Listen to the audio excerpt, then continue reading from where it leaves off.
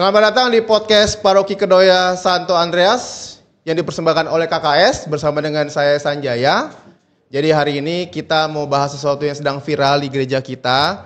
Kalau teman-teman, saya panggil teman-teman aja ya.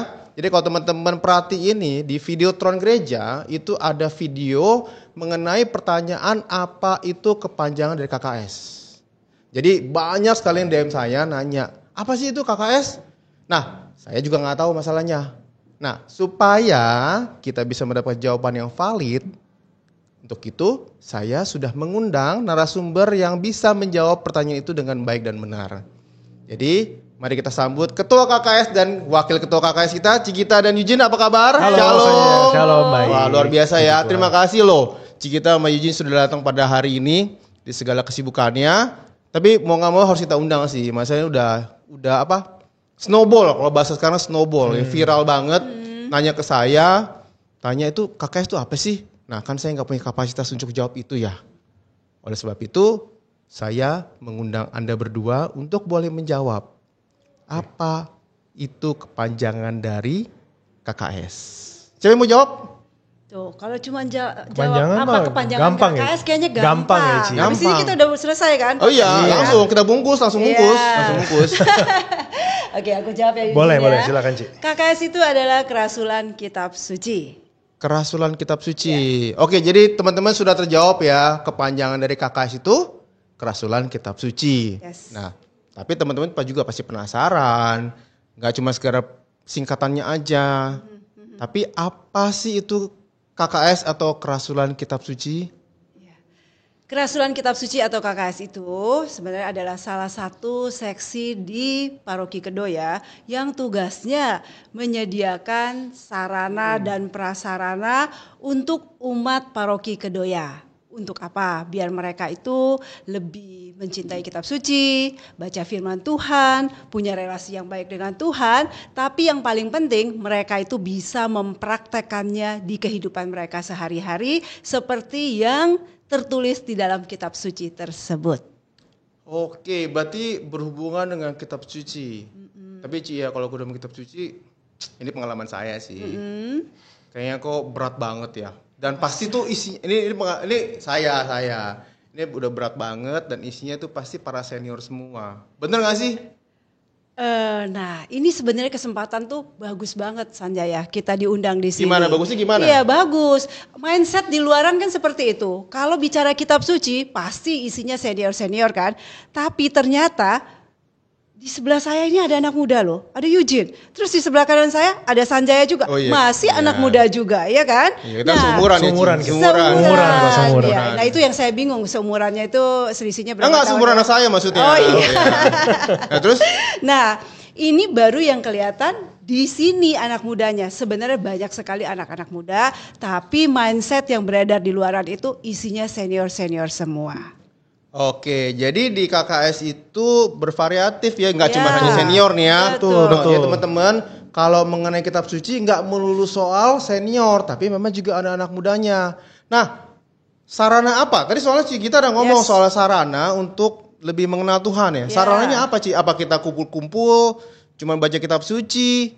Dan kan gimana ya, baca kitab suci itu kan agak susah ya Ci ya. Sarananya apa? Sarana dulu deh, sarana Banyak apa? sebenarnya. Kalau kita ceritain nih Sanjaya, ini kesempatan kita promosi loh Eugene sebenarnya sekalian ya. Sekalian kita promosi. Kita mungkin udah nggak aneh lagi, udah sering dengar kalau kita itu ada Emmaus Journey, EJ. Sanjaya udah jadi pesertanya belum? Udah lulus belum? Pura-pura belum aja ya. Belum Ci, saya belum. Pura-pura aja belum. Ya, saya anggap belum juga Belum, deh ya. Terus kita itu ada lagi CAP dan BL CAP. Banyak sekali sarana yang kita sediakan. Tapi umat-umat Santo Andreas nggak semuanya tahu gitu loh. Kalau kita ada kegiatan-kegiatan itu yang membawa mereka itu lebih dekat dengan Tuhan. Nah, tadi kan ada EJ, ada CAP BL CAP ya kan. Terus ada juga kita seminar-seminar. Keren-keren loh seminar-seminar kita loh. Oke. Ya, tapi juga itu masih nggak semua umat kita bisa berperan serta ikut dalam kegiatan itu. Terus juga kalau kita tahu banyak setiap tahun kita tuh kan ada APP, ada BKSN. Nah, pemandunya itu kan pasti kalau yang bawain biasa-biasa aja atau kok katanya flat gitu kan, nggak ada gregetannya gitu loh, greget loh. Nah, kita ada pelatihan pemandu juga yang khusus untuk mentraining pemandu-pemandu kita gimana cara membawakan sebuah firman Tuhan itu menjadi lebih menyenangkan, bisa diterima banyak umat, lebih mudah untuk mengerti kitab suci itu. Oh, jadi APP itu sebenarnya bagian dari KKS, maksudnya program kerja KKS jadinya. Ya, Betul, salah satunya. Salah satunya. Tapi untuk tahun ini nih seperti yang barusan kita lakukan, kita kolaborasi dengan PSE. Nah, karena PSE kan lebih menekankan kepada aksi nyatanya. Terus ada satu lagi seksi yaitu di TSBP 4. Nah, mereka yang handle untuk analisis sosial atau ansos baru aja kita selesai tadi. Banyak kan kegiatannya sebenarnya. Nah, ini buat saya juga, pengalaman baru buat saya juga. Saya pikir tuh APP hanya diidentikan dengan kotak APP. Kotak APP doang ya. Jadi teman-teman siapin ya, akan dikirim kotak APP. Pastikan teman-teman kan isinya kan kita menabung ya. Betul. Secara menyisikan ya kan. Oke. Tapi kan selain materi juga kita perlu mengisi dengan ayat-ayat dan juga untuk memberi kita iman kita makan lah. Makanya kenapa APP itu juga dibantu oleh KKS. Betul. Itu juga sih, karena kan kita hidup bukan hanya dari roti ya. Betul. Wih, saya lumayan ya. Iya, lumayan ternyata juga pengetahuannya lulusan EJ loh. Iya, kan pura-pura nggak bukan belum ya. Oke. Tadi kita udah bahas soal senior gitu. Ada anak muda. Saya penasaran sih, maksudnya kalau dari sudut pandang anak muda nih, kan hari ini diwakilkan sama, tapi teman-teman ya luar biasa loh. Ini informasi aja, maksudnya wakil ketua KKS itu masih sangat muda sekali. Baru umur berapa, Jin? 33 tahun ini. 33 tahun sudah jadi wakil ketua KKS, luar biasa ya. Nah, ya, yang luar biasa Tuhan lah. Luar biasa Tuhan. Ya saya setuju sih itu, nggak bisa dibantah. Tapi maksudnya apa sih yang membuat Eugene tuh tertarik untuk, gak usah jauh-jauh ke KKS dulu deh. Apa sih yang membuat Eugene tertarik untuk melayani? Itu dulu deh, karena saya kan punya anak 3. Dan kalau diajak untuk pelayan itu agak sedikit, mendingan mabar gitu kan. Iya, mendingan main tapi mendingan main gitu kan. Tapi kalau diajak pelayan tuh, ntar dulu Pi. Nah saya kan juga mau belajar nih. Maksudnya dari point of view anak muda, kenapa sih mau melayani? Ya, oke. Mungkin sebelum kenapa saya mau melayani, ini disclaimer dulu. Ya, anak muda di KKS bukan cuma saya. Jadi tenang aja teman-teman. Ya, bukan cuma saya. Baji banyak, jadi banyak anak muda banyak. Tapi mungkin memang belum banyak terlihat lah, gitu ya. Jadi sebenarnya banyak anak mudanya, bukan cuma saya. Nah, kalau saya sendiri, kenapa akhirnya saya terlibat di KKS? Yang pertama mungkin ya ini salah satu wujud cara saya bersyukur kepada Tuhan. Itu yang pertama. Yang kedua sebenarnya kalau misalkan ngomongin saya, memang dari kecil tuh saya sudah dibiasakan dan terbiasa untuk ikut organisasi sebenarnya, Sanjaya. Cuman organisasi ini termasuk organisasi di gereja. Nah cuman yang menjadi permasalahan adalah organisasi ini kan kita melayani. Tapi kadang-kadang ya saya sendiri merasakan yang namanya kekeringan. Jadi saya pernah merasakan yang namanya kekeringan dalam pelayanan. Setelah dari kecil dibiasain ikut ini, ikut itu ya. Mungkin banyak lah ya kegiatan anak-anak muda. Di suatu umur saya merasa bahwa ini saya pelayanan tapi kok hambar. Hambar sekali. Ternyata waktu akhirnya saya dikenalkan waktu itu dengan yang tadi Cikita juga udah sebutin, CAP namanya. Saya diperkenalkan dengan CAP. Akhirnya saya mulai menemukan sebenarnya yang kita layani itu kan udah pasti kita tahu Tuhan lah ya. Betul. Tapi ternyata yang perlu dilayani itu bukan cuman soal gereja dan lingkungannya. Tapi iman kita ini kadang-kadang yang kosong ini juga perlu diisi.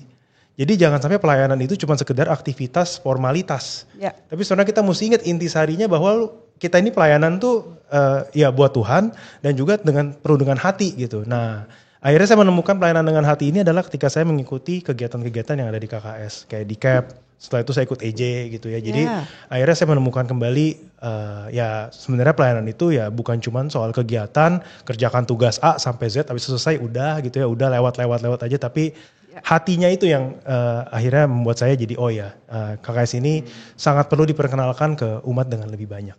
Iya, gitu sih. Betul sekali, setuju sekali Eugene. Tapi kalau tadi kita ngomong soal cara ucapan bersyukur Eugene melalui kitab suci, bagaimana bisa mengenal Tuhan lebih baik. Tapi maksudnya kan gini ya, anak-anak muda sekarang kan kalau ngomongin soal kitab suci mulu kan, kurang dekat. Orang dekat. Ya, saya Ada yang mengingat. Tapi kembali lagi, saya cuma mau kasih tahu, saya setuju banget dengan apa yang Eugene bilang, karena Eugene bukan satu-satunya anak muda, ya. Ini pasti. Tapi ini jadi kerjaan editor nih, karena kalau teman-teman lihat di sini semua anak muda nih, kan nggak kelihatan nih. Iya, anak muda semua ya. Iya. Oke, tapi gini maksud ke saya gini. Kalau gereja tentang iman, saya setuju lah kita pertemuan iman di gereja itu kita baca kitab suci, kita berkomunitas. Tapi ada yang mungkin bahasa sekarang ada yang fun nggak sih di gereja gitu maksudnya? Kalau misalnya kitab suci doang mah kan kita ya bisa baca di rumah kan. Tapi apa yang bikin fun gitu? Ada yang fun nggak sih gitu? Gitu deh. Apa yang bikin fun deh gitu di gereja? Oke, jadi mungkin kalau misalnya ngomongin fun, sekarang komunitas kita ini, KKS ini sebenarnya kan seperti saya bilang, anak mudanya nggak cuma saya, ada banyak. Jadi ketika komunitasnya memang banyak anak muda, ya tentunya topik yang dibahas. Terus juga maksudnya kan kita ngobrolin mungkin soal pekerjaan, percintaan, kayak gitu-gitu ya kalau anak muda ya. Itu sangat nyambung. Sesuai dengan umurnya loh, nanti ada pengelompokannya. Betul. Sanjaya. Dan kita kan biasanya akan lebih nyaman di suatu tempat ketika kita menemukan orang-orang yang seumuran, sefrekuensi. Nyambung ngomongnya juga. Betul. Iya.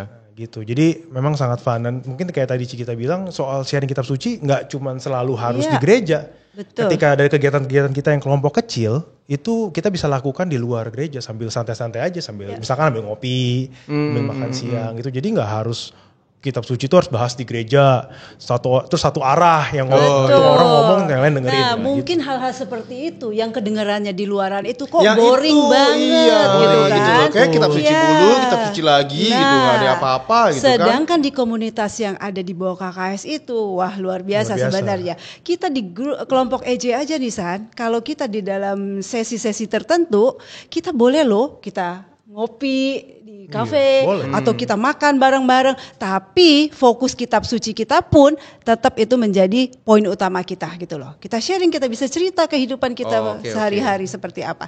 Tapi jangan takut juga, kok sharing saya nanti bocor kemana-mana gitu kan, kekhawatiran seperti itu kan. Nah, kita selalu berkomitmen di dalam kelompok kecil kita. Ketika kita bersharing, artinya itu adalah jadi rahasia kelompok kita, konsumsi dari kelompok kita sendiri gitu loh, bukan untuk dipublikasikan kemana-mana. Jadi oke, saya tangkap sih.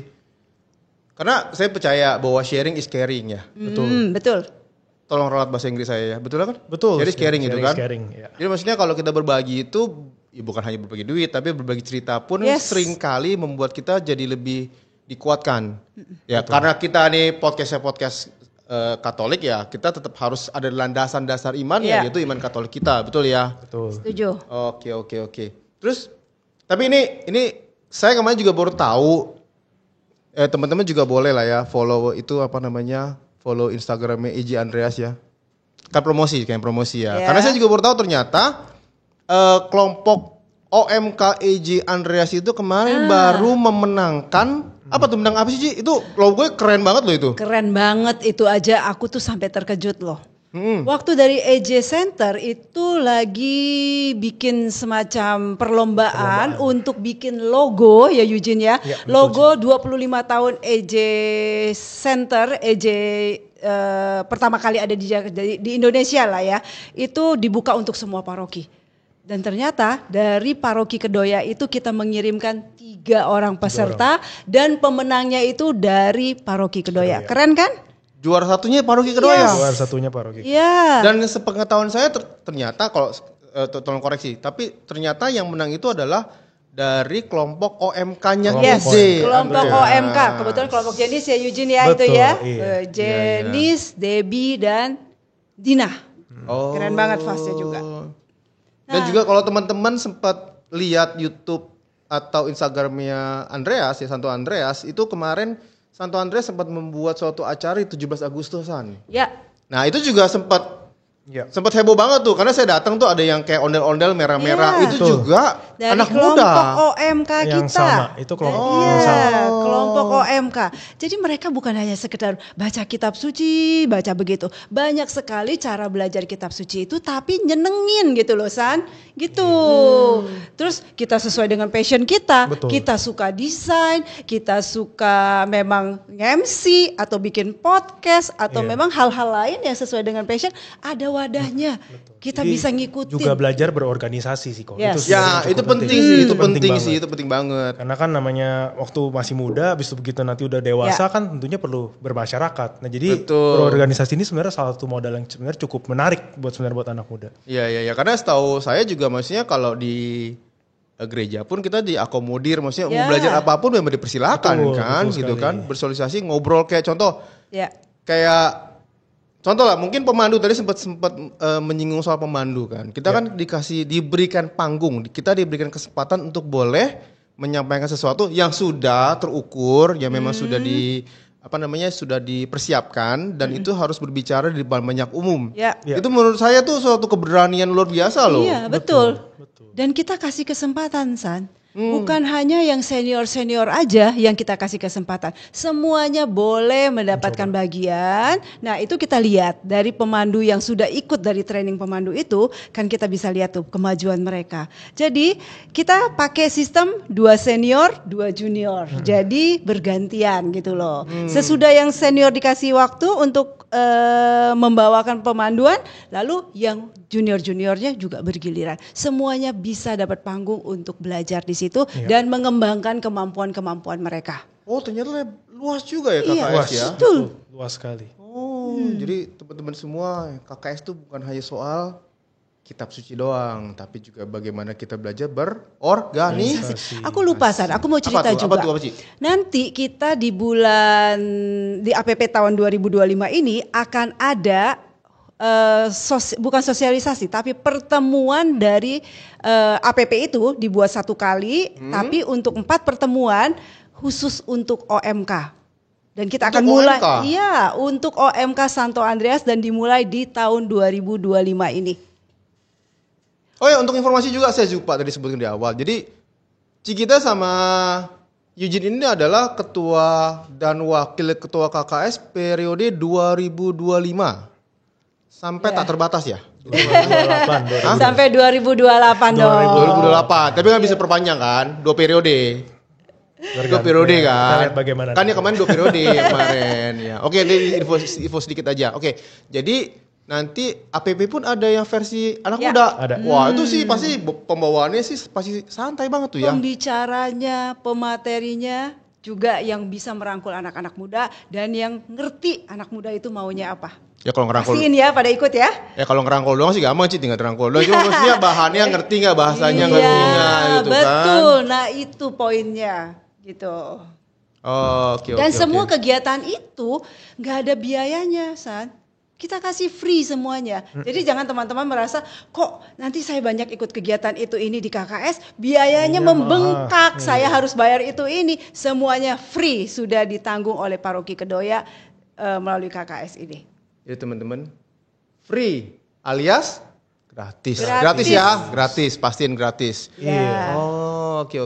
Tapi saya dapat gambaran sih sebenarnya Gereja Katolik itu luar biasa ya. Maksudnya itu kita baru bahas dari satu komunitas KKS aja sih sebenarnya. Ya. Tapi ternyata banyak banget ya variabel-variabel dalamnya ya. Ya, betul. Wah, keren juga ya. Oke. Nah, kira-kira ini mungkin ajakan kali ya, maksudnya apa yang mau disampaikan kepada teman-teman semua nih mengenai KKS. Ya mumpung kita kan bisa bantu promosi nih mengenai KKS. Tadi kan udah sebutin, sudah diceritakan sedikit lah Kegiatan-kegiatannya kegiatan ya. kita KKS gitu kan. Nah, ajakannya apa nih? Eugene yang muda dulu, silakan. Oke, saya duluan ya. Ya, ajakannya gimana Iya. nih? Ini Mau kan ajakannya? kayak Cikita bilang kan gratis ya. Ini semua KKS gratis. Kalau makan aja buat anak-anak muda terutama, mau bela-belain bayar mahal buat fine dining, ini makan buat perut loh. Masa iman kamu udah dikasih makan gratis lagi, masa nggak mau ikut sih? Yes. Ikut dong gitu, cobalah gitu ya. Karena memang kayak tadi Cikita juga bilang lingkungan di sini tuh sangat mendukung sekali. Kalau misalnya yang kita takutin kan adalah ketika kita ikut suatu komunitas atau ikut suatu, apalagi belajar kitab suci gitu ya, kayaknya berat banget. Aduh saya masih pemula nih, aduh saya masih nggak ngerti apa-apa nih. Jangan-jangan saya berargumen seperti ini, malah nanti dianggap udahlah nih anak masih hijau gitu ya, malah dijudge dan lain-lain. Tapi tenang aja di KKS ini kita lingkungannya sangat welcome. Dan sangat konstruktif. Tapi itu bagus. Maksudnya gini, banyak anak muda, ini kita ngomong anak muda ya. Anak muda tuh banyak sekali yang merasa takut sebenarnya. Betul. Takut ketika mau menyampaikan pendapat, apapun ide dia gitu kan. Jadi daripada ntar dihakimi, ntar mental health-nya kena nanti ya. Dianggap masih cupu banget orang ini gitu kan. Nah, saya senangnya kalau misalnya memang diakomodir oleh KKS, berarti kan anak-anak muda kita juga punya kesempatan untuk memberikan idenya kan sebenarnya. Betul. Iya, betul. Bukan hanya dikasih kesempatan untuk memberikan idenya, dikasih panggungnya juga kalau yang mau juga passionnya tuh apa gitu loh. Iya. Jadi banyak sekali sarana dan prasarana yang kita siapkan untuk anak muda ini untuk gabung dengan kita di KKS. Jadi mengenal kitab sucinya dapat, terus semua kegiatan-kegiatan kita yang tentunya berlandaskan dengan kitab suci ya, kegiatannya dapat, organisasinya dapat, terus teman-temannya juga dapat. Sebenarnya ini suatu paket komplit sih. Kalau boleh saya bilang ya. Jadi ya kalau memang mau cobalah gitu. Apalagi teman-teman yang dengerin podcast hari ini kan udah tahu. Ya kan, kalau udah tahu dan ini sesuatu yang baik, kalau nggak dicoba kan artinya kita merugikan diri sendiri gitu. Nah, kenapa kita nggak? Sayang sekali. Betul, sayang sekali kalau nggak dicoba. Tapi saya ingat waktu kalau nggak salah tahun lalu, bukan 2024, 2023 itu Paroki Kedoya pernah mengadakan makan siang Natal. Betul ya? Makan siang Natal. Waktu itu pesertanya kita sangat bersyukur sekali kalau kita bisa mengundang adik-adik kita dari panti asuhan, dan yang membawakan acara itu anak muda loh, seingat saya loh. Tuh, tim dari anak muda kita juga yang jadi panitia juga banyaknya juga anak muda semua. Anak muda semua, dan ya untuk informasi teman-teman semua, kalau tahun 2024 kemarin MSN-nya yang di Paroki Paroki Kedoya itu yang mengadakan dari EJ dari KKS juga. Ya, itu pun timnya IC-nya dari EJ. Dan itu timnya juga kebanyakan anak muda ya.